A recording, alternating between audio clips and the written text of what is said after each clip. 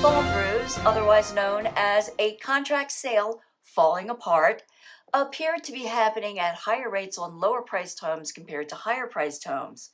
It's Friday, October 11th, 2024. I'm Kimberly Barton, broker owner of Kinetic Realty, Maryland's indie boutique brokerage. This is the weekly Maryland Market Minute.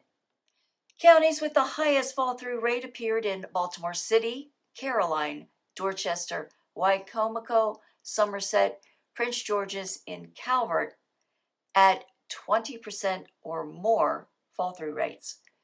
New inventory to the market fell 8.6% to 1,927 this week. Homes coming soon dropped again this week by 9% to 1,298. New contracts also fell this week to 1,469, a 16.41% drop week over week.